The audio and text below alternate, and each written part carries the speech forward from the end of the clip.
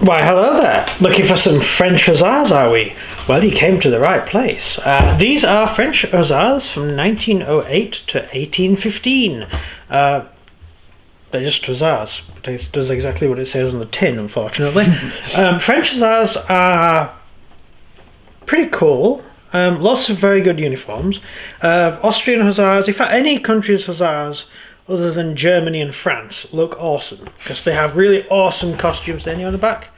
No, but we'll see some later. Awesome costumes. This is one of the more boring regiments, but there's some really good colours for different French hussar regiments. Same with Austrians. They have great different uniforms. British hussars all wore dark blue. They were boring.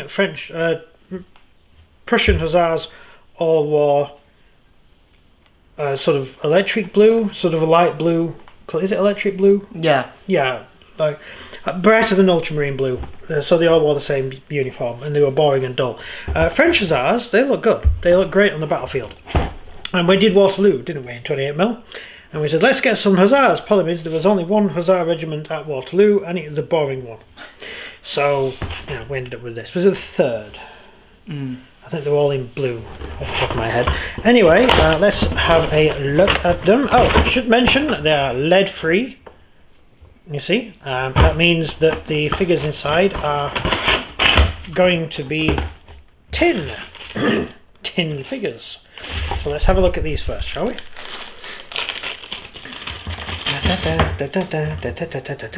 First we get a horsey. It's a little horsey there. That's nice. I'm very worried about those legs. One downside to tin is if a lead figure breaks with these, because they do tend to break, the horses break quite easily in these packs, you can just stick them back together again, they're fine. With tin, which is what these are made out of, if they break, you're stuffed, because they do not fit together well at all. They break again very easily, they're very brittle. And because the tin doesn't stick to tin. So you're best, well actually you're stuffed if it's a horse, but if it's a figure, sort of an arm that breaks or something, then your best option is to just get rid of the arm and stick a plastic arm to it, because plastic sticks to tin very easily.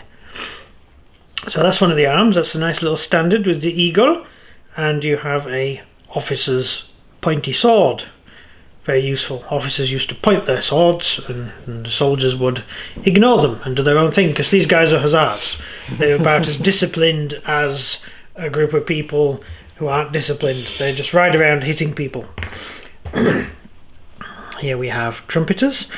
French hussars, and most hussars actually, you're best not sending them into a battle.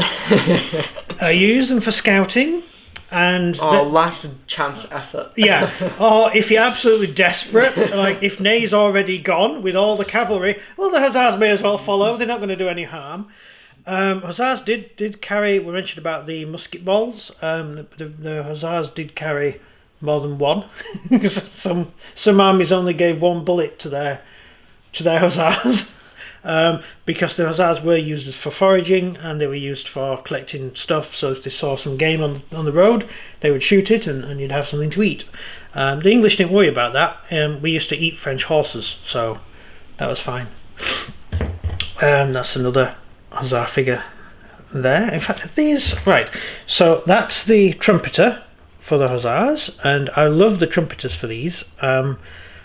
All the packs that Warlord do have a trumpeter, which is for the actual box, and they all have a officer, which is great. Absolutely brilliant. Right, so heads. They're the pointy heads.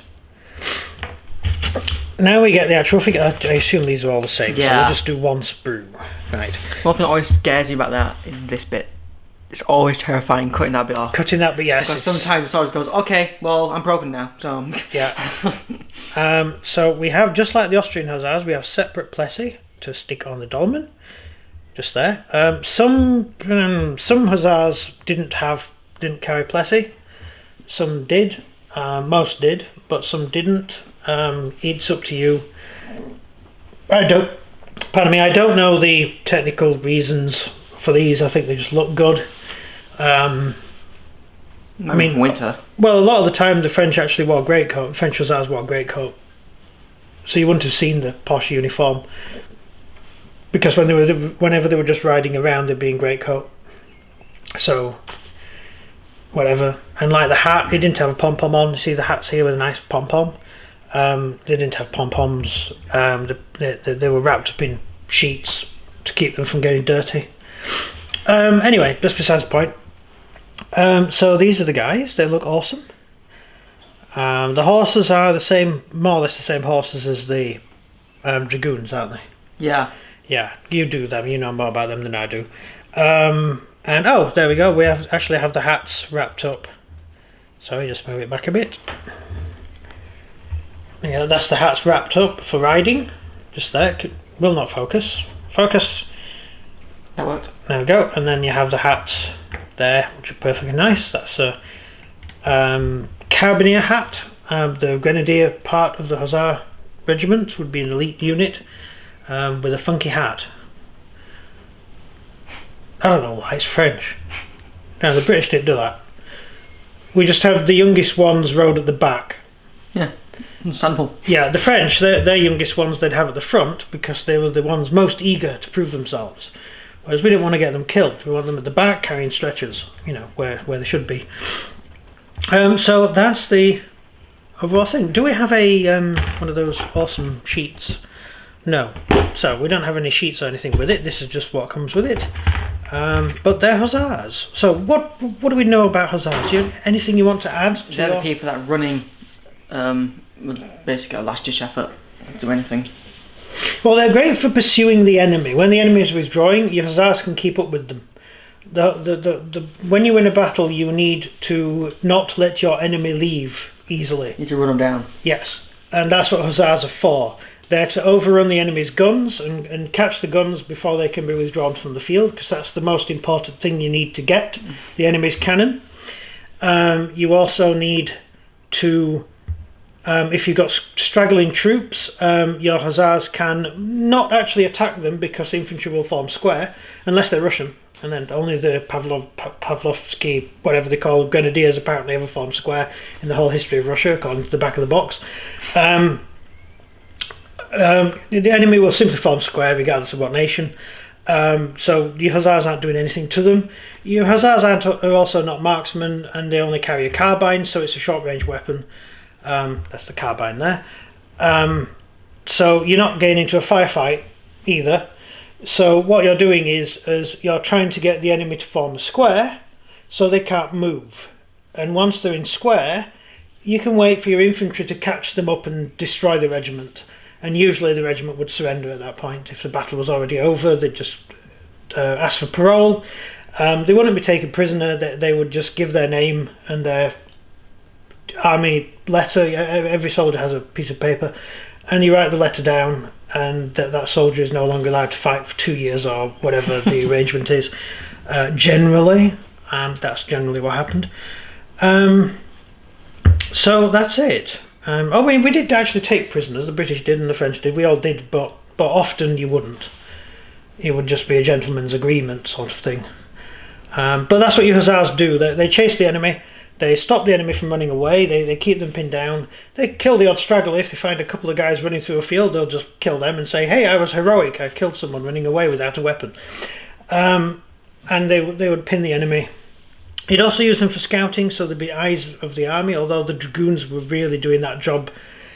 This is up to 1858 or 1815, so that's really the dragoon's job at that point. I do like how they got the hat covering up the number. Yes, that's quite good, isn't it? It's like just blocking it out there.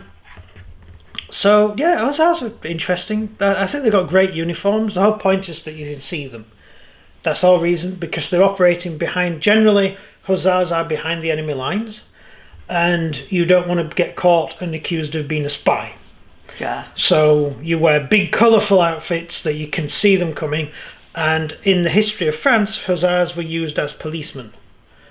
Hussars and dragoons were often actually part of the police force, and they were used as policemen, so you need a nice shiny uniform to show off. Particularly during the age of the Sun King, when various Louis ruled France and were insane. If they were political opponents of the king, they would have hussars billeted in their house. mean, they literally would put a hussar in your house, to live in your house, just to make sure you're not being dodgy, which is weird. Just you have his 6 foot tall bloke in his hussar uniform and boots living in your front room. Yeah, suddenly you want to vote for the king. You know, you totally become a monarchist at that point.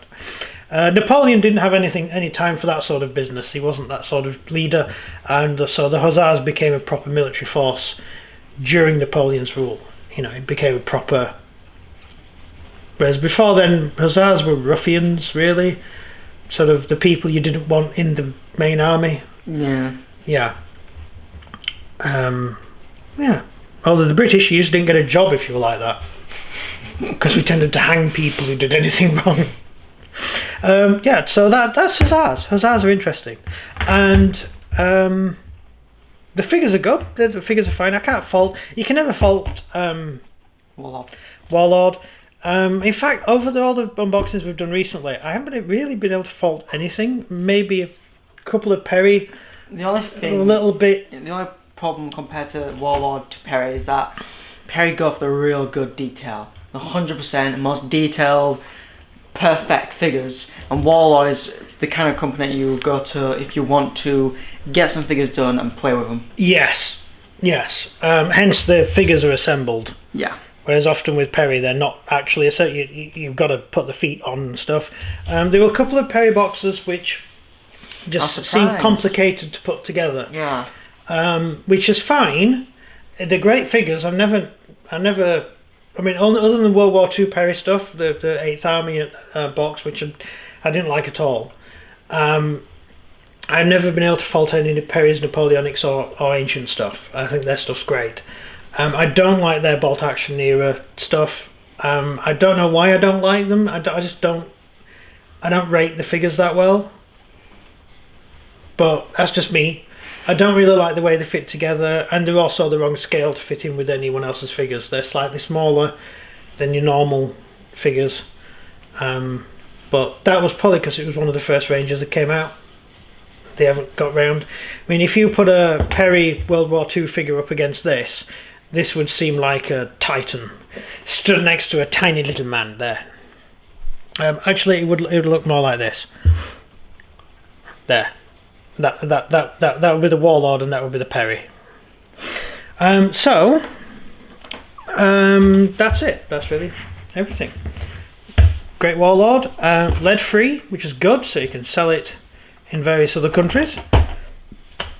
Pretty much all Warlord stuff will be lead free in future, so that's good. And it also means you don't have stuff all over your hands. You don't have to scrub your hands clean after playing with the figures. Honestly. Yeah, I think when we get lead out of gaming, I think that will actually be an improvement. It's just if you break your lead figure, you're stuffed. Yeah. Which is the only downside. Lead's very malleable, you can use it, but Right, that's it. Over to you. If you enjoyed the video, please leave a like and subscribe, and comment down below what you think of the French Hussars. That's everything from me. And everything from him. Goodbye. Bye. Oh wait. What? Almost forgot. What?